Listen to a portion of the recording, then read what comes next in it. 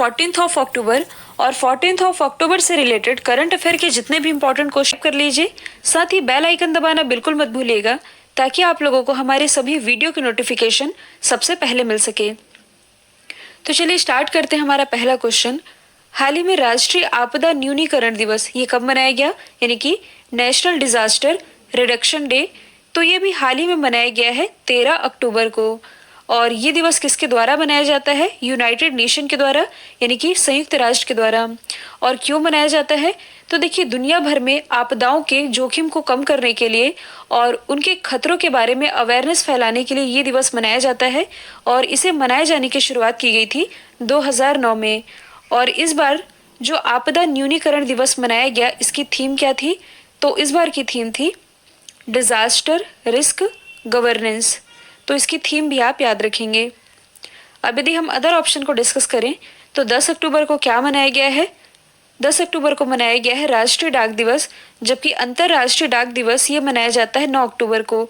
11 अक्टूबर को मनाया गया है इंटरनेशनल गर्ल चाइल्ड डे, यानी कि अंतर्राष्ट्रीय बालिका दिवस, जबकि भारत में जो राष्ट्रीय बालिका दिवस है ये मनाया जाता है 24 जनवरी को। 12 अक्टूबर को मनाया गया है वर्ल्ड ऑर्थराइट्स डे, यानी कि विश्व गठिया दिवस। नेक्स्ट है, हाल ही में एक दिन के लिए फिनलैंड की प्राइम मिनिस्टर ये कौन बनी है? तो ये भी हाल ही में बन गई है एवा मोटो।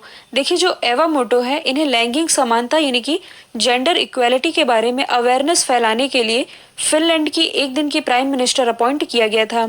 तो सबसे पहले आप मैप में देख सकते हैं फिनलैंड की लोकेशन, ये स्थित है यूरोप महाद्वीप में। और इसकी लोकेशन आप ध्यान से देखिएगा, क्योंकि आने वाली कुछ कंट्रीज हैं जो कि यूरोप महाद्वीप में ही स्थित है, जिन्हें हम आगे डिस्कस करने वाले हैं। ये है एशिया महाद्वीप, ये है ऑस्ट्रेलिया, अफ्रीका, नॉर्थ अमेरिका और साउथ अमेरिका। यहाँ हम डिस्कस करने वाले हैं फिनलैंड के बारे में। तो फिनलैंड की कैपिटल क्या है? हेलेंसिकी।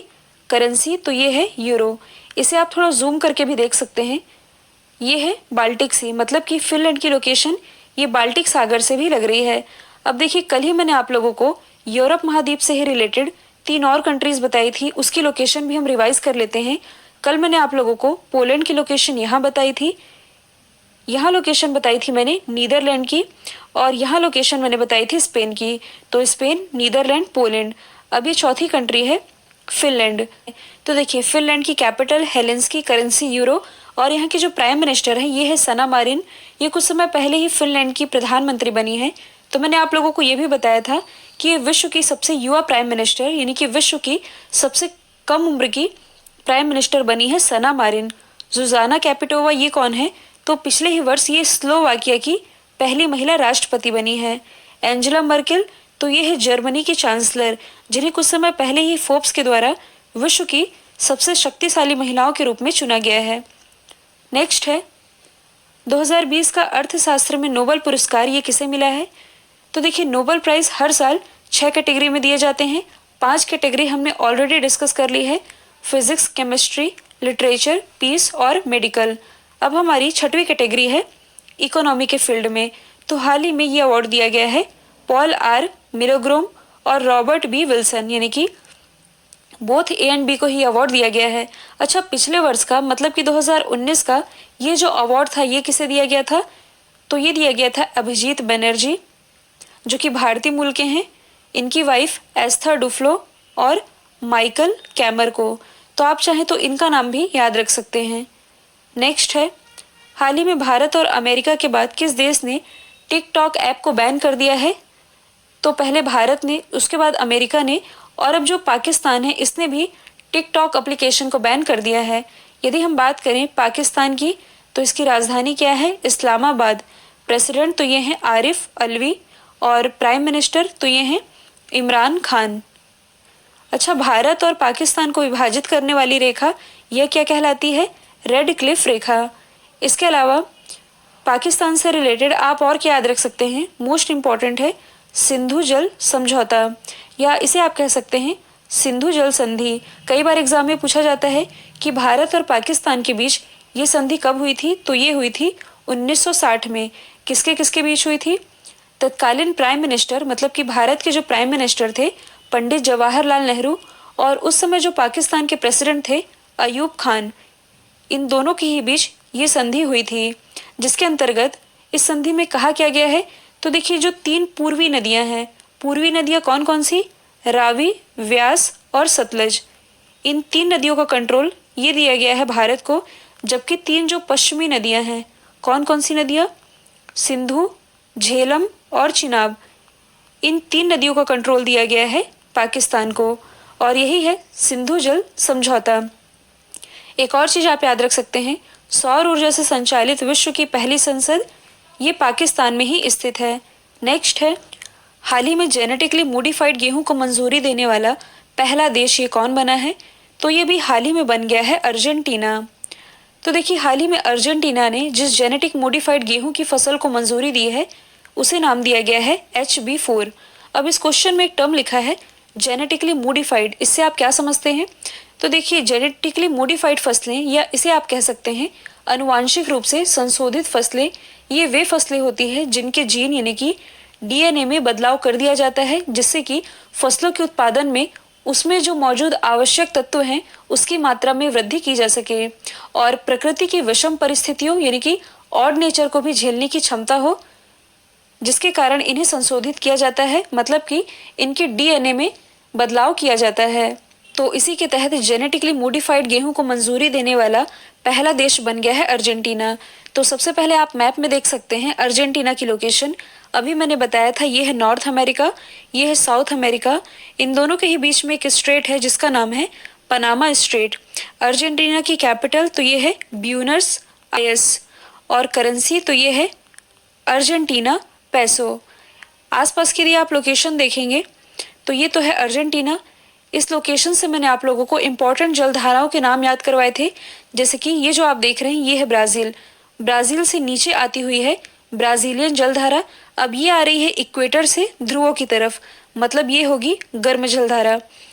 अर्जेंटीना के पास ये जो आप लोकेशन देख रहे हैं यहाँ से ऊपर जाती हुई है फॉकलैंड जलधारा। ये जा रही है ध्रुवों से भूमध्य रेखा की तरफ, मतलब ये होगी ठंडी जलधारा। अब इधर वाली लोकेशन में आप देखेंगे तो यहाँ से जाती हुई है पेरू या हम्बोल्ट जलधारा। इसकी भी लोकेशन है इक्वेटर की तरफ, मतलब ये भी होगी ठंडी जलधारा। तो कौन कौन सी ठंडी जलधाराएं हुई? पेरू या हम्बोल्ट जलधारा और फॉकलैंड जलधारा।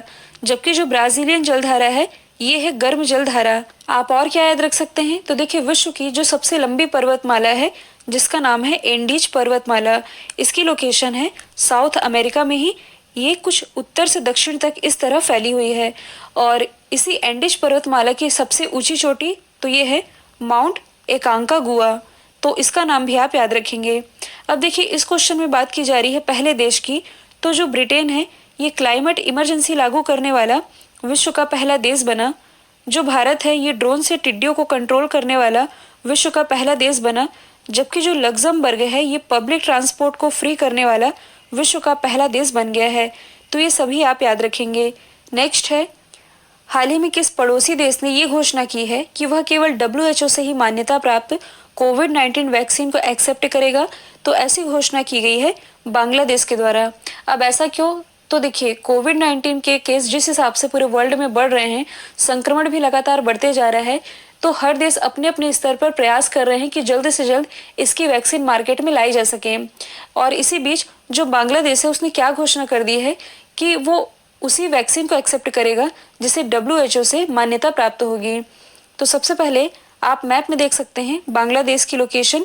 इसकी कैपिटल तो ये है ढाका, और ढाका में ही कुछ समय पहले ही वीज़ा की शुरुआत की गई थी यहाँ की प्राइम मिनिस्टर शेख हसीना जी के द्वारा। यहाँ की करेंसी क्या है? तो ये है टका।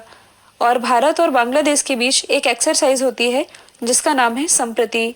बांग्लादेश से रिलेटेड एक क्वेश्चन है जो कि करंट से रिलेटेड है। हाल ही में बांग्लादेश ने असोल चीनी अभियान की शुरुआत की थी, और क्यों की थी? फेक न्यूज़ पर, यानी कि जो फर्जी न्यूज़ होती है उस पर अंकुश लगाने के लिए असोल चीनी अभियान की शुरुआत की गई थी बांग्लादेश गवर्नमेंट के द्वारा। नेक्स्ट है, हाल ही में T20 में 10,000 रन बनाने वाले एशिया के पहले खिलाड़ी ये कौन बने हैं? तो ये भी हाल ही में बन गए हैं शोएब मलिक। शोएब मलिक जो कि पाकिस्तान क्रिकेट टीम के पूर्व कैप्टन और सीनियर क्रिकेटर रह चुके हैं। इस क्वेश्चन में आप ध्यान दीजिएगा, लिखा हुआ है कि एशिया के पहले ऐसे खिलाड़ी जिन्होंने T20 में 10,000 रन बनाए हैं ये तो बने हैं शोएब मलिक। ओवरऑल पूरे वर्ल्ड में ये बन गए हैं तीसरे नंबर के क्रिकेटर जिन्होंने T20 में 10,000 रन बनाए हैं। पहले स्थान पर रहे क्रिस गेल जो कि बिलोंग करते हैं वेस्ट इंडीज से, दूसरे स्थान पर रहे कायरन पोलार्ड और अब तीसरे स्थान पर यानी कि तीसरे क्रिकेटर बन गए हैं शोएब मलिक जिन्होंने T20 में 10,000 रन बनाए हैं। तो ओवरऑल वर्ल्ड में तीसरे और एशिया में पहले। अब यहाँ से एक चीज़ आप और रिलेट कर सकते हैं, कुछ दिन पहले मैंने आप लोगों को बताया था कि T20 में 9,000 रन बनाने वाले पहले भारतीय खिलाड़ी ये बने हैं विराट कोहली। ओवरऑल पूरे वर्ल्ड में टॉप पर है वेस्ट इंडीज के क्रिस गेल। अगला क्वेश्चन है, हाल ही में जारी किए गए CRI यानी कि कमिटमेंट टू रिड्यूसिंग इनइक्वालिटी या इसे आप हिंदी में कह सकते हैं असमानता को कम करने के लिए प्रतिबद्धता सूचकांक, इसमें कौन सा देश टॉप पर रहा है? तो देखिए अभी हाल ही में ऑक्सफैम इंटरनेशनल की एक रिपोर्ट जारी की गई जिसके अनुसार CRI इंडेक्स में टॉप पर रहा है नॉर्वे, दूसरे स्थान पर रहा है डेनमार्क, तीसरे स्थान पर रहा है जर्मनी। तो देखिए ये जो सर्वे है ये कुल 158 कंट्रीज के बीच किया गया। तो टॉप 3 तो यही है नॉर्वे, डेनमार्क और जर्मनी। इसमें अपने देश भारत की क्या रैंक है? तो इस 158 कंट्रीज में अपना देश भारत ये रहा है 129 पोजीशन पर। तो सबसे लास्ट में कौन रहा है? सबसे लास्ट में रहा है साउथ सूडान यानी कि दक्षिणी सूडान। और देखिए ये जो रिपोर्ट रिलीज की गई इस रिपोर्ट में ये भी बात कही गई है कि जो अपना देश है भारत, इसने अपने बजट का केवल 4% हिस्सा ही महामारी के दौरान यानी कि जो ये महामारी चल रही है इस दौरान अपने बजट का केवल 4% हिस्सा ही स्वास्थ्य में खर्च किया है, जो कि दुनिया का चौथा सबसे कम है। तो ये भी आप याद रख सकते हैं। अब देखिए इसमें टॉप पर रहा है नॉर्वे। तो सबसे पहले आप मैप में देख सकते हैं नॉर्वे की लोकेशन, ये भी स्थित है यूरोप महाद्वीप में। अब देखिए कुछ मिनट पहले ही मैंने आप लोगों को बताया था फिनलैंड के बारे में जिसकी लोकेशन है यहाँ पास। तो ये है फिनलैंड, ये है नॉर्वे और इन दोनों के ही बीच में ये जो आप देख रहे हैं ये है स्वीडन। नॉर्वे की यदि हम बात करें तो कैपिटल क्या है? ओस्लो। करेंसी क्या है? तो ये है नॉर्वेजियन क्रोन। और देखिए दिसंबर 2019 में एक और इंडेक्स रिलीज किया गया था HDI इंडेक्स यानी कि ह्यूमन डेवलपमेंट इंडेक्स, या इसे आप कह सकते हैं मानव विकास सूचकांक, जिसे टॉप किया था नॉर्वे ने ही, जबकि इसमें अपने देश भारत की रैंकिंग थी 129। नेक्स्ट है, हाल ही में डिजिटल एजुकेशन वाला देश का पहला राज्य कौन बन गया है? तो ये भी हाल ही में बन गया है केरल। तो देखिए पूरी तरह से डिजिटल हाईटेक क्लासरूम वाला ये देश का पहला राज्य बना है। इस क्वेश्चन में जो टर्म लिखा है डिजिटल एजुकेशन, या इसे आप कह सकते हैं कि डिजिटल क्लासेस के थ्रू अब बच्चों को शिक्षाएं दी जाएंगी। और मुझे नहीं लगता इस टर्म को ज़्यादा एक्सप्लेन करने की ज़रूरत है, आप सभी समझते हैं डिजिटल क्लासेस। और ऐसा ही पहला राज्य बन गया है केरल। तो सबसे पहले आप मैप में देख सकते हैं ये है केरल की लोकेशन। केरल की राजधानी क्या है? तो ये है तिरुअनंतपुरम। तिरुअनंतपुरम में भारत का पहला स्पेस टेक पार्क खोला गया है। मुख्यमंत्री हैं पिनरई विजयन। राज्यपाल तो ये हैं आरिफ मोहम्मद खान। पिछले ही वर्ष यानी कि 2019 में केरल के मयूर गुड़ को GI टैग दिया गया है। आप और क्या याद रख सकते हैं? तो देखिए 2 दिन पहले मैंने आप लोगों को बताया था हाल ही में केरल के पलक्कड़ जिले में केरल का ही पहला मेगा फूड पार्क स्थापित किया गया है। अब देखिए यहाँ पास बात की जा रही है पहले राज्य की, तो हाल ही में जो गोवा है, गोवा ये हर घर जल योजना में पहले स्थान पर रहा है। यदि हम बात करें दिल्ली की, तो कल ही मैंने आप लोगों को बताया था कि वृक्षारोपण नीति लागू करने वाला ये भारत का पहला राज्य बना है, जबकि जो तमिलनाडु है ये कॉन्ट्रैक्ट फार्मिंग लागू करने वाला देश का पहला राज्य बन गया है। नेक्स्ट है, हाल ही में प्राइम मिनिस्टर नरेंद्र मोदी जी ने वीडियो कॉन्फ्रेंसिंग के माध्यम से किस देश में आयोजित इन्वेस्ट इंडिया समिट को संबोधित किया? तो ये संबोधित किया गया कनाडा में। मतलब कि कनाडा में ये जो समिट आयोजित की गई थी इन्वेस्ट इंडिया समिट, इसे वीडियो कॉन्फ्रेंसिंग के माध्यम से संबोधित किया है प्राइम मिनिस्टर नरेंद्र मोदी जी ने। तो ये जो समिट है ये दोनों देशों के बीच रिलेशन को और भी मजबूत बनाने के पर्पज से आयोजित की गई थी। तो सबसे पहले आप मैप में देख सकते हैं कनाडा की लोकेशन, ये स्थित है नॉर्थ अमेरिका में। और वर्ल्ड मैप में नॉर्थ अमेरिका की लोकेशन मैंने आप लोगों को बता ही दी है। तो ये है कनाडा। कनाडा की कैपिटल क्या है? तो ये है ओटावा। करेंसी है कैनेडियन डॉलर। यहाँ के प्राइम मिनिस्टर कौन है? तो ये हैं जस्टिन ट्रूडो। अच्छा, कनाडा से रिलेटेड एक मोस्ट इम्पॉर्टेंट फैक्ट आप याद रखेंगे कि पिछले ही वर्ष की बात है, मतलब कि 2019 की, विश्व की पहली इलेक्ट्रॉनिक कमर्शियल विमान ने कनाडा से ही उड़ान भरी थी। और हाल ही में जो कनाडा के पूर्व प्राइम मिनिस्टर रहे थे जॉन टर्नर, इनका भी अभी हाल ही में निधन हुआ है। अब देखिए, जो कनाडा है ये स्थित है नॉर्थ अमेरिका में। तो नॉर्थ अमेरिका की सबसे लंबी पर्वत श्रृंखला ये कौन सी है? ये है रॉकी। जबकि अभी जो हमने डिस्कस किया था एंडीज के बारे में, ये स्थित है साउथ अमेरिका में। हम बात कर रहे हैं कनाडा की, तो इससे रिलेटेड आप एक फैक्ट याद रखेंगे कि कागज उद्योग के लिए जो कनाडा है ये वर्ल्ड फेमस है।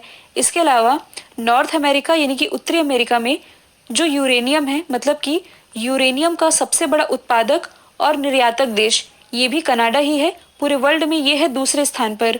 तो पहले स्थान पर कौन है? पहले स्थान पर है कजाकिस्तान। कल मैंने आप लोगों से पूछा था केरल के पहले मेगा फूड पार्क का उद्घाटन, तो ये किया गया है पलक्कड़ जिले में। अब आप लोगों के लिए आज का सवाल है, जॉर्डन के नए प्राइम मिनिस्टर कौन बने हैं?